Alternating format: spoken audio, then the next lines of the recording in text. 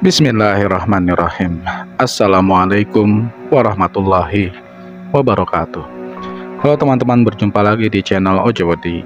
Terima kasih kepada teman-teman yang telah mendengarkan dan mensupport channel Ojowedi agar channel ini makin berkembang dan bisa diterima oleh halayak yang lebih ramai. Seperti biasa teman-teman, jika sudah siap, selamat mendengarkan.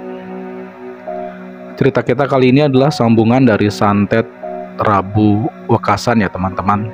Jadi jika belum mendengarkan part pertamanya, lebih baik teman-teman mendengarkan dulu agar dapat cerita yang lebih utuh dan lebih sempurna.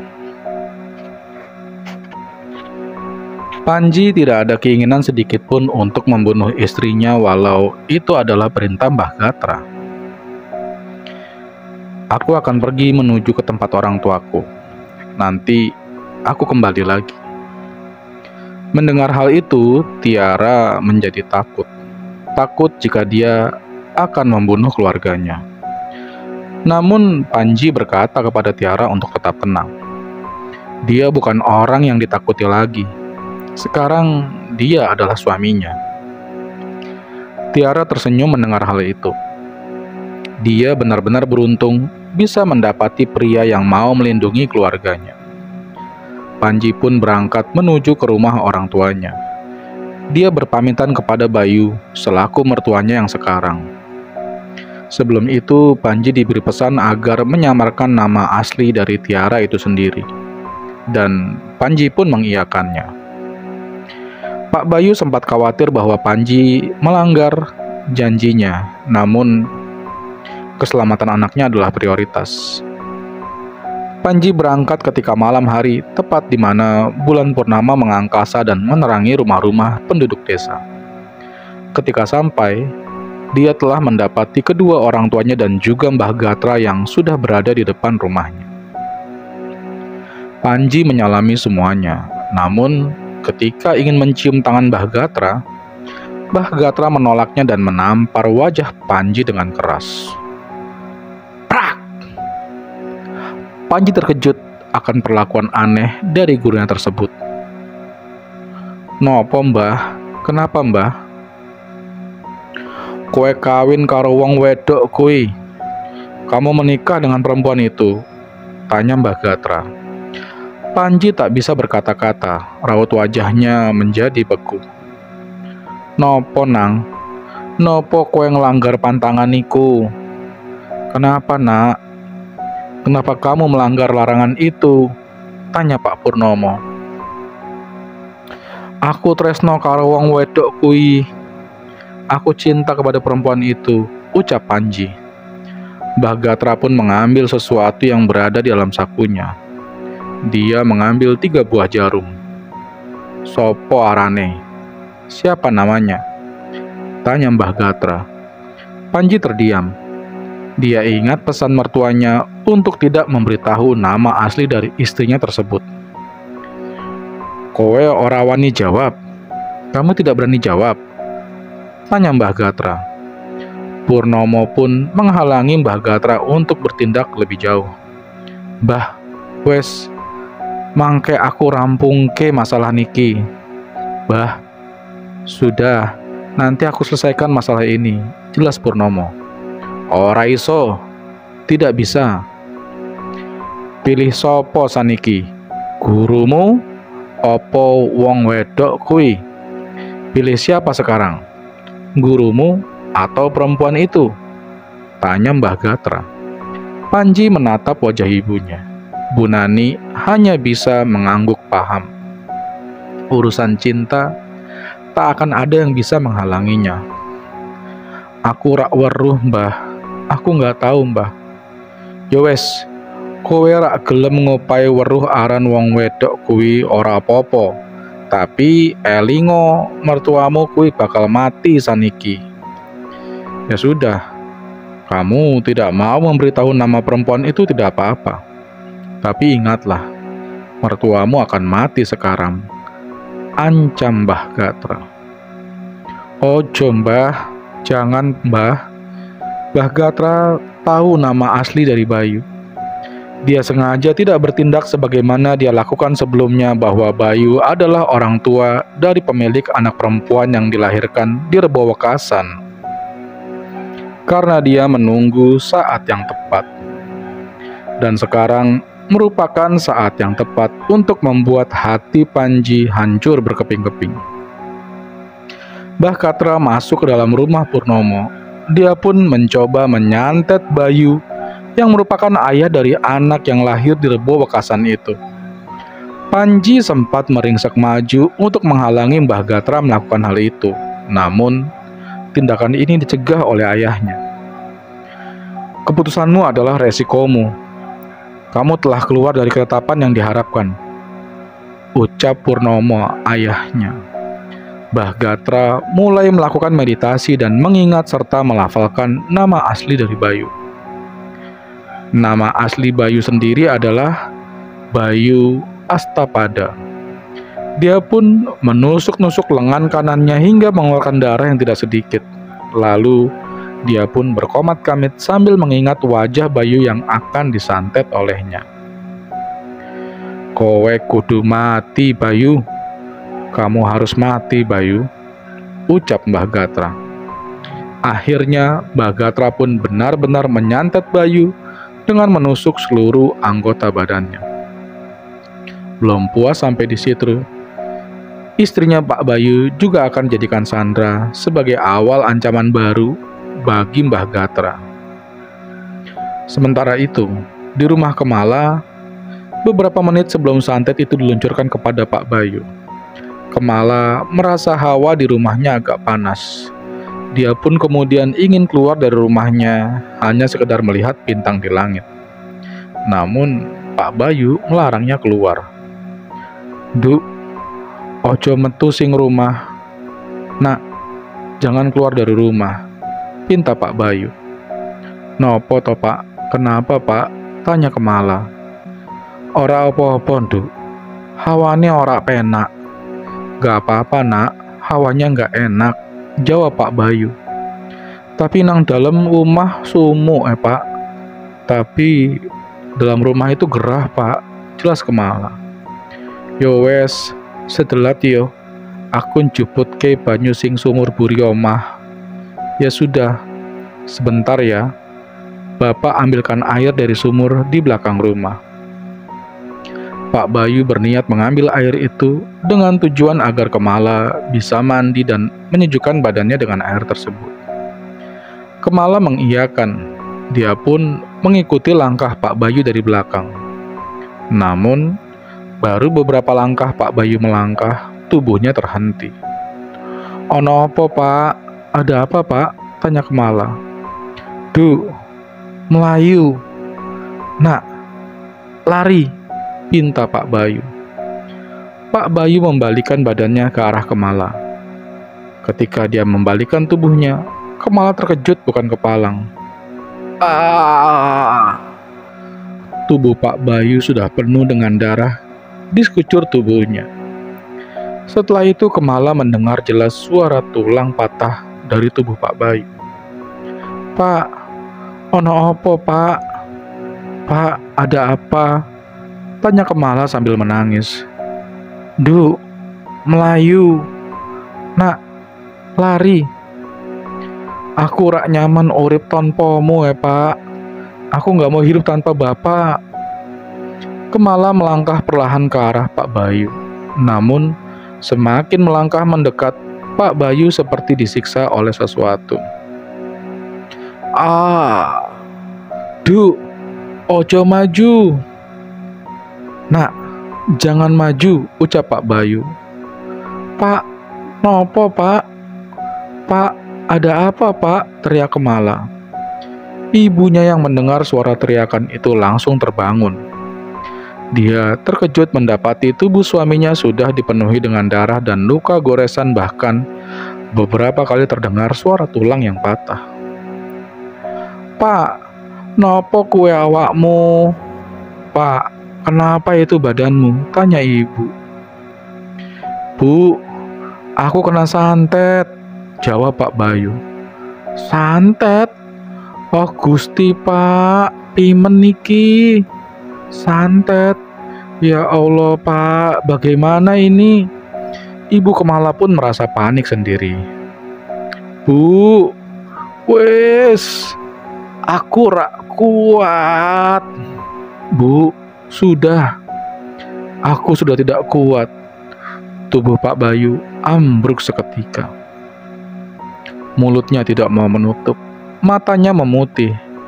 Bapak! Teriak Kemala saat menyaksikan bapaknya meninggal dunia di hadapannya. Kemala dan ibunya memeluk tubuh Pak Bayu yang sudah terkapar di lantai. Iki kabeh gegara Panji. Ini semua gara-gara Panji, ucap Kemala dengan wajah penuh dendam. Panji menyaksikan bekas luka yang berada di tangan Mbah Gatra. Delok iki, nyata. Lihat ini nyata, ucap Mbah Gatra dengan wajah sumringah. Apa maksudnya kui? Apa maksudnya ini? Tanya Panji. Mbah, jenengan beneran nyantet Bayu? Mbah, kamu beneran nyantet Bayu? Pertanyaan Purnomo membuat Panji naik pitam. Pak Bayu? Kowe nyantet Pak Bayu? Pak Bayu? Mbah nyantet Pak Bayu? Tanya Panji. Iya. Kowe rak weruh santet terbekawasan. Iya. Kamu tidak tahu santet terbekawasan? Tanya Mbah Gatra. Wes Mbah, ojo diteruske. Sudah Mbah, jangan diteruskan, ucap Purnomo. Bapakmu kuwi wes iso ngelakone santet niki. Korbane warga dewek. Bapakmu ini sudah melakukan santet. Korbannya ya warga sendiri, jelas Mbah Gatra. Pak, kui beneran. Pak, itu beneran, tanya Panji. Purnomo hanya terdiam. Pak, kowe ngelakone santet kanggo opo? Pak, kamu melakukan santet untuk apa? Tanya Panji. Nang, wes nang. Nak, sudah ya nak, ucap Bu Nani. Bu, apa ora kesel delok ne wong tua tingkahe koyok setan? Bu, apa tidak kesal melihat orang tua tingkahnya seperti setan? Tanya Panji. Prak! Tamparan keras mendarat tepat di pipi Panji yang sedari tadi menatap wajah Purnomo dengan perasaan kesal. Tutup cangkemmu. Aku ngelakone kuwi kangge desa. Gegara wedok Repo Wekasan kuwi kabehane berantakan. Tutup mulutmu. Aku melakukan ini untuk desa. Gara-gara perempuan Repo Wekasan itu semuanya hancur berantakan, jelas Purnomo. Panji memegangi pipinya. Dia ingat betul ketika hal yang serupa dilakukan oleh Purnomo ketika membunuh anak kecil di tengah-tengah warga karena sifat egoisnya. Tangan ini kau gunakan untuk memukul? Bu Nani menangis melihat pertengkaran keluarganya. Dia tak bisa menutup-nutupi aib keluarganya sendiri ketika semuanya benar-benar terbuka. Aku didik kowe ampiran dadi lanang kang iso mimpin desa iki. Aku mendidik kamu supaya menjadi laki-laki yang bisa memimpin desa ini. Panji tersenyum pahit mendengar ucapan itu. Dia lalu menatap wajah Mbah Gatra.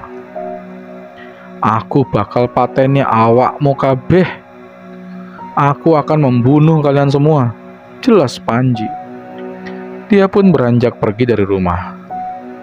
Nang, kowe, nak, kamu, ucap ibunya. Bu, aku wis gede. Bu, aku sudah dewasa, ucap Panji. Kau pergi untuk mengancam kami? Ingat Panji, ilmu kebatinanmu belum cukup untuk membunuh kami semua, ucap Mbah Gatra. Delok mengko, lihat saja nanti, jelas Panji sambil membanting pintu dengan keras. Bah, Piman, bah, bagaimana ini? Panji sudah berada di tahap penyempurnaan ilmunya. Dia bisa membunuh kita semua dengan ilmunya, jelas Mbah Gatra. Pak, cukup, jangan menambah api lagi, jelas Bu Nani. Diam, gara-gara kamu, Panji bersikap seperti ini, jelas Purnomo. Bu Nani hanya terdiam. Dia tak tahu harus bagaimana lagi. Namun, dia juga tak bisa terus-menerus melihat kelancuran keluarganya. Panji berlari menuju tempat Kemala dengan wajah cemas.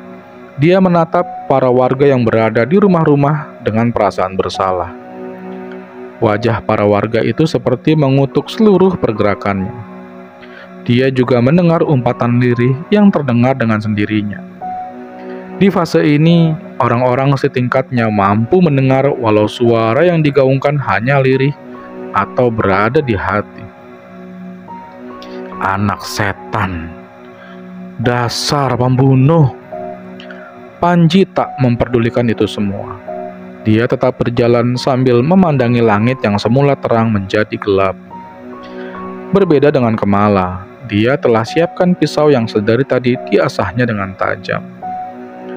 Duk, arep opo? Nak, mau apa? Mau pateni Panji, mau membunuh Panji. Duk, ojo. Nak, jangan. Kemala terdiam. Dia pun menatap wajah ibunya dengan guratan kesal di raut wajahnya. Sampai kapan keluarga kita diinjak-injak? Tanya Kemala. Duh, ora koyo ngene carane. Nah, tidak seperti ini caranya. Jelas ibunya. Bro, pintu rumahnya terbuka. Panji menghela nafas sebentar sambil menatap wajah ibu mertuanya dan Kemala yang tengah membelakanginya. Di lantai telah terbujur kaku jasad Pak Bayu yang belum dikubur. Bu, Kemala, ucap Panji. Nang, kowe wis teko. Nak, kamu sudah datang, ucap ibu mertuanya. Iya Bu. Kemala, kamu nggak apa-apa? Tanya Panji. Wes teko kowe saking omah iblis kui. Sudah datang kamu dari rumah iblis itu? Tanya Kemala. Panji melangkah maju, namun ibunya menangis lirih karena tahu apa yang akan dilakukan oleh Kemala terhadap Panji. Kemala, kowe se opo? Kemala, kamu lagi apa? Tanya Panji. Kemala berhenti mengasah pisaunya. Dia memegang erat pisau itu di tangan kanannya, lalu gagangnya dikaitkan dengan kain supaya tampak kuat. Aku arep pateni kue. Aku ingin membunuhmu, senyum Kemala. Kemala membalikan badannya. Di tangan kanannya telah terikat pisau dengan kain yang akan digunakan untuk membunuh Panji, seperti yang telah dia rencanakan sebelumnya. Kowe siap menjemput ajalmu? Kamu siap menjemput ajalmu? Tanya Kemala. Kemala, ojo. Kemala, jangan. Meneng Bu, kowe ora rumangsa keluargane dhewek dipateni. Kowe ora rumangsa awakmu disiksa karo keluargane Panji. Sudah Bu. Ibu tidak merasa sedih keluarga sendiri dibunuh. Ibu tidak merasa marah disiksa keluarganya Panji. Ucap Kemala sambil menangis. Kemala, ucap Panji. Saniki aku paham napa kowe ngawini aku. Kowe arep basmi kabeh keluargaku kan? Sekarang aku paham kenapa kamu menikahi aku. Kamu mau menghabisi semua keluargaku kan? Tanya Kemala. Kemala, ucap Panji. Wes, ra usah undang aranku setan. Sudah, tidak usah memanggil namaku setan. Kemala berlari sambil menodongkan pisaunya ke arah Panji. Ibunya terjatuh sambil memegangi kepalanya karena melihat tingkah anaknya berubah seperti harimau ganas. Panji hanya terdiam. Dia pun mengangkat kedua tangannya ke arah atas. Wes, cukup.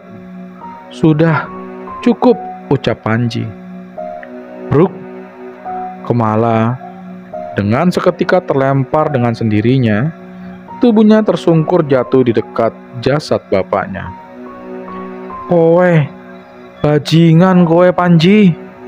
Kamu, bajingan kamu Panji.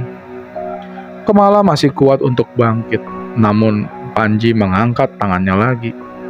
Prak! Pisau yang dikaitkan oleh kain di tangan kanannya terlepas dengan sendirinya. Kemala terlempar lagi di dekat jasad bapaknya. Kepalanya terbentur lantai hingga membuat dirinya pingsan. Kemala! Teriak ibunya. Aku tresno kowe Kemala. Jangan benci aku. Aku mencintaimu Kemala. Jangan benci aku. Tangis Panji. Panji keluar dari rumah, namun ibu Kemala menghalaunya terlebih dahulu. Nang, wes, ojo diteruske. Nak, sudah, jangan diteruskan, ucap ibu Kemala. Panji tersenyum. Dia seperti menampakkan pesan terakhir lewat raut wajahnya. Rak popo bu, jare bapakku darah kudu dibales darah. Tidak apa-apa bu, seperti kata bapakku, darah dibalas dengan darah. Panji melepaskan genggaman erat tangan halus ibu mertuanya itu. Dia kemudian mengambil pisau dekat Kemala dan berangkat menuju ke tengah hutan, tempat dia melakukan meditasi. Panji kemudian mengambil beberapa helai daun yang akan menjadi sebuah wadah santet serangan baliknya. Santetnya memang tidak separah Mbah Gatra yang akan menusukkan jarinya dengan 3 buah jarum. Korban langsung meninggal dunia. Namun, santet yang dilakukan oleh Panji terkesan unik. Dia sengaja menyerang, namun juga melakukan pertahanan. Panji kemudian mengiris secara perlahan kulit pahanya dengan pisau yang digunakan oleh Kemala untuk membunuhnya. Pak, kowe ngajariku kanggo ngebales getih karo getih. Saniki aku kabulke ajaranmu kuwi. Pak, kamu mengajariku untuk membalas darah dengan darah. Sekarang aku patuhi ajaranmu itu. Panji memejamkan matanya untuk menambah kefokusannya. Dia mengucapkan sebuah mantra sembari mengarahkan dedaunan itu ke arah langit. Aku wes rak wedi karo sumpahku. Getih kudu dibales getih. Aku sudah tidak takut dengan sumpahku. Aku tidak takut dengan tujuan hidupku. Darah harus dibalas darah. Dedaunan itu terbelah menjadi beberapa bagian dan meneteskan darah. Itu berarti santetnya sudah berhasil. Beberapa menit sebelum kejadian, Purnomo merasakan hawa yang beda setelah kepergian Panji. Dia merasa ada sesuatu yang harus disampaikannya terlebih dahulu.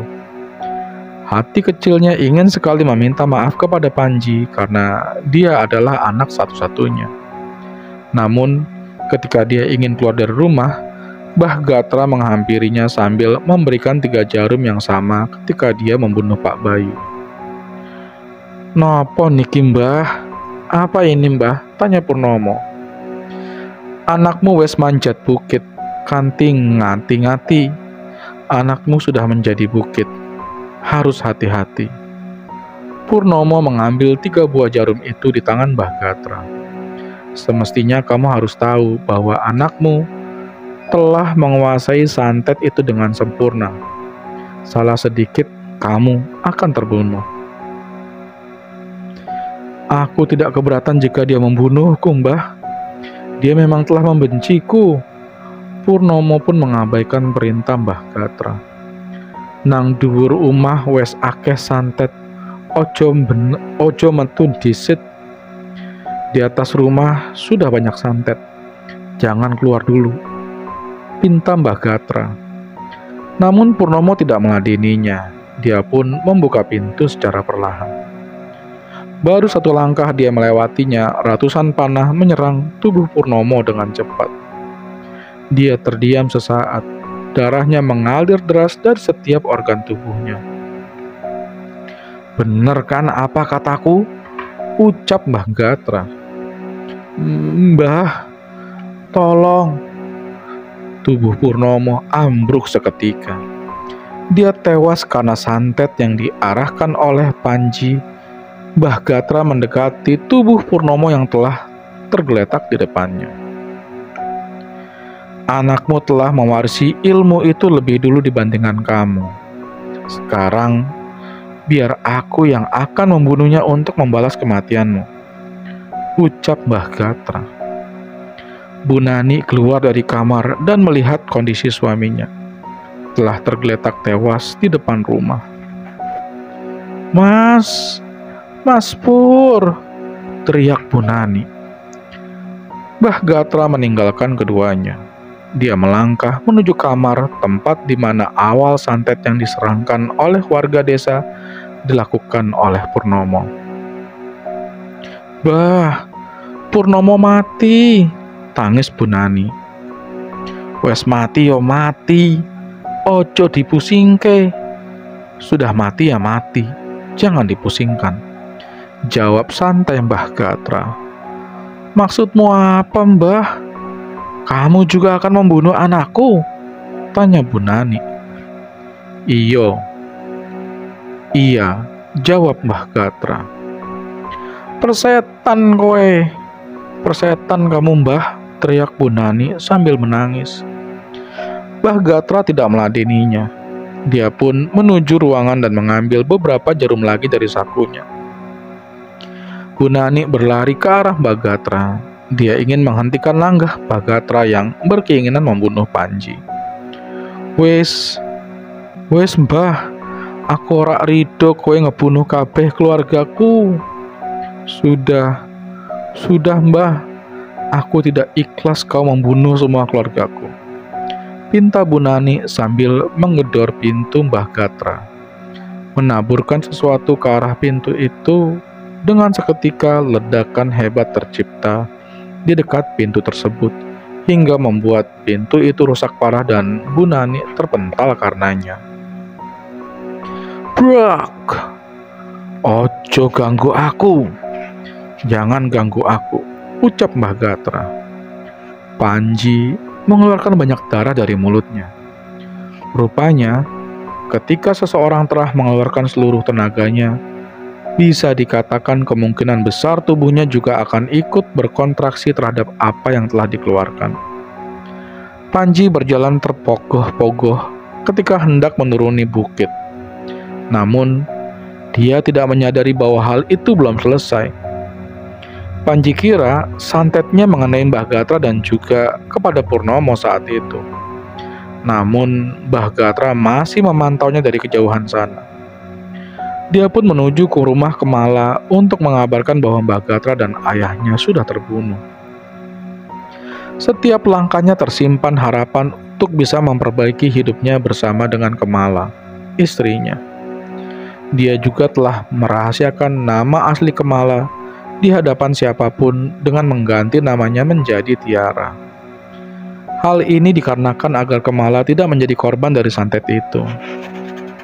Tenaga yang ia kerahkan untuk menyantet ternyata memberikan tekanan terhadap tubuh Panji. Panji sulit dalam melangkah. Pandangan kedua matanya telah kabur. Indera penciumannya sudah tak berfungsi. Nafasnya cepat naik dan turun. Begitu juga tekanan darahnya yang agak kurang normal.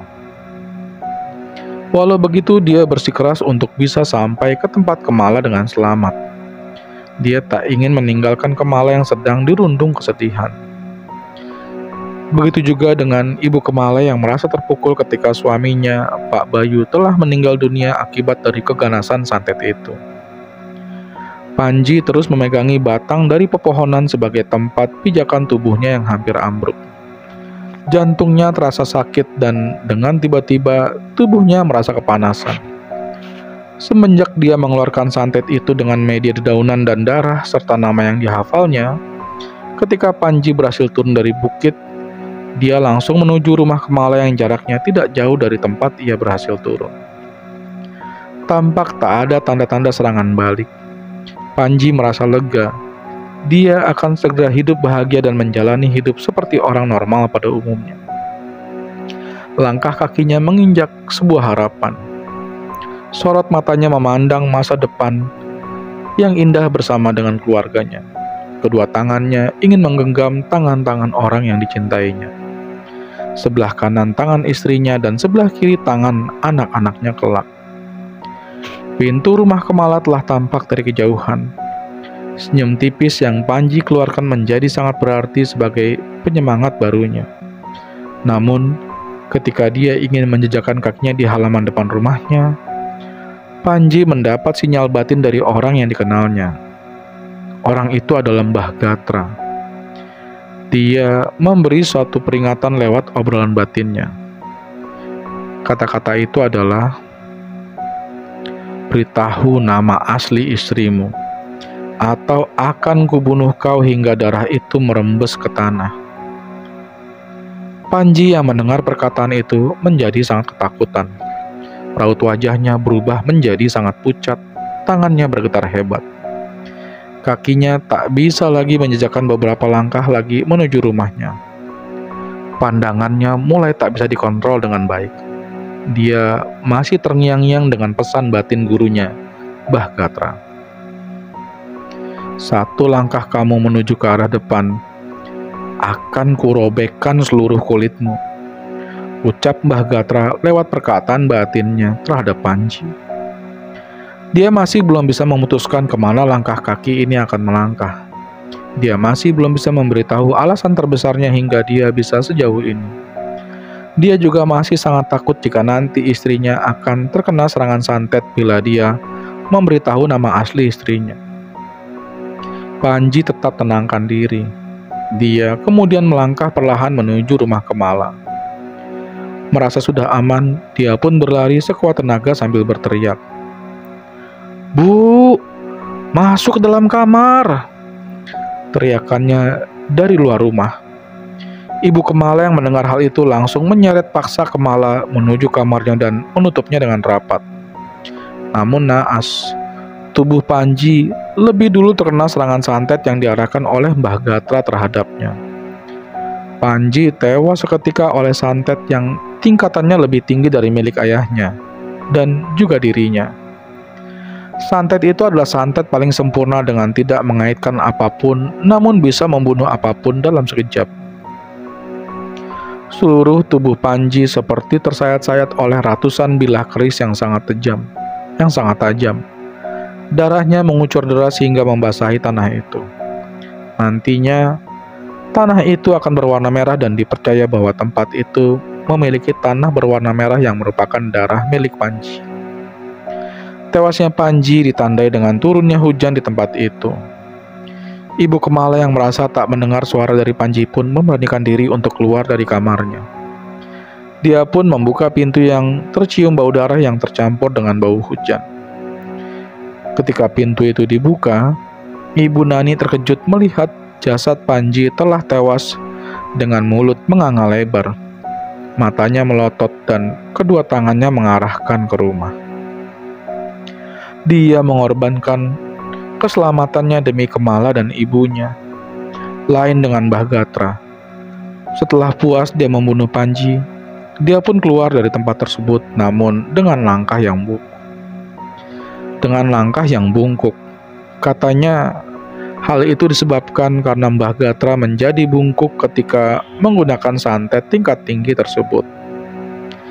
Mbah Gatra berjalan perlahan keluar sambil membawa satu bilah keris di sebelah tangan bagian kanan. Dia menatap tubuh Bu Nani yang masih terkapar pingsan di depan pintu. Raut wajah Mbah Gatra tampak terlihat tua dengan garis-garis keriput di seluruh wajahnya. Rambutnya juga sudah makin habis dan hanya menyisakan beberapa puluh helai saja di kepalanya.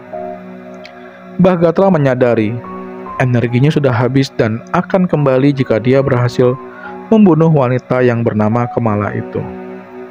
Namun, ketika dia akan melangkah pergi, Nani terbangun sambil membawa potongan kayu runcing yang terhempas ketika ledakan tersebut. "Anakku wes mati? Anakku sudah mati?" tanya Bu Nani. "Nik, kowe arep kabur menti Gatra." "Kamu mau pergi kemana, Gatra?" Mbah Gatra segera menjauhi Nani. Dia ingin menggapai pintu depan rumah. Namun, langkah Nani lebih dulu menarik baju dari Mbah Gatra dan menyeretnya agar bisa menjauhi pintu. "Panji, Purnomo, kabehane kowe pateni, kowe setan. Panji, Purnomo, semuanya kau bunuh. Setan kamu." Tanpa banyak lama, Nani langsung menghujamkan potongan kayu runcing itu tepat di perut tua Gatra yang sudah melemah. Teriakan dan tangisan dari Nani mengeluarkan seluruh emosi terpendamnya. Dia membabi buta. Ekspresi marahnya bisa digambarkan sebagai seseorang yang telah kehilangan segala-galanya. Darah mengalir deras di setiap lantai rumah. Dari dalam perutnya, Nani bisa tahu jelas ini organ tubuhnya tersebut. Isi organ tubuhnya tersebut. Seluruh organ tubuh Gatra dia hancurkan. Dia tak peduli dengan keputusannya. Namun, santet yang dia tahu adalah sebuah perjanjian iblis yang mengerikan. Tangan Gatra sudah tidak bergerak. Matanya sudah terpejam. Mulutnya menganga lebar dan tubuhnya sudah benar-benar tak bernyawa lagi. Gatra pun tewas. Nani menangis jadi-jadinya. Dia tampak seperti orang gila. Dia kemudian menyeret tubuh Gatra dan memasukkannya ke dalam karung goni berukuran besar. Malam harinya, dia membuangnya di sebuah pantai dan membiarkannya terbawa ombak hingga keberadaannya tidak diketahui kembali. Lain hal dengan Panji dan Pak Bayu. Menurut narasumber, keduanya dikubur menjadi satu di sebuah tempat yang tidak bisa diketahui posisinya. Mungkin karena faktor usia, narasumber juga pembangunan darah itu yang terus-menerus menggali lahan. Akhirnya, kuburan dari mereka berdua hilang dengan raib. Dan di depan rumah yang Kemal tempati kini berubah menjadi tanah merah yang subur dan makmur. Tanah itu sekarang digunakan untuk menanam beberapa macam bahan pokok seperti singkong dan lain-lain. Akhir dari cerita tersebut, Kemala dan ibunya meninggalkan desa itu dan menetap di sebuah tempat yang jauh dari lokasi itu. Sedangkan Bu Nani, dia juga sama. Hanya saja Nani lebih memilih keluar dari Pulau Jawa. Namun beberapa narasumber juga masih percaya bahwa Mbah Gatra belum meninggal, karena ilmu kebatinannya yang tinggi hingga membuat dirinya masih meneror para warga desa hingga sekarang. Sehingga setiap Rebo Wekasan, tempat itu sering mengadakan makan-makan bersama, membaca doa dan bersedekah laut untuk menghormati para korban yang menjadi korban dari keganasan santet Rebo Wekasan tersebut. Terima kasih teman-teman telah mendengarkan cerita-cerita di channel Ojawadi. Akhir kata, wassalamualaikum warahmatullahi wabarakatuh.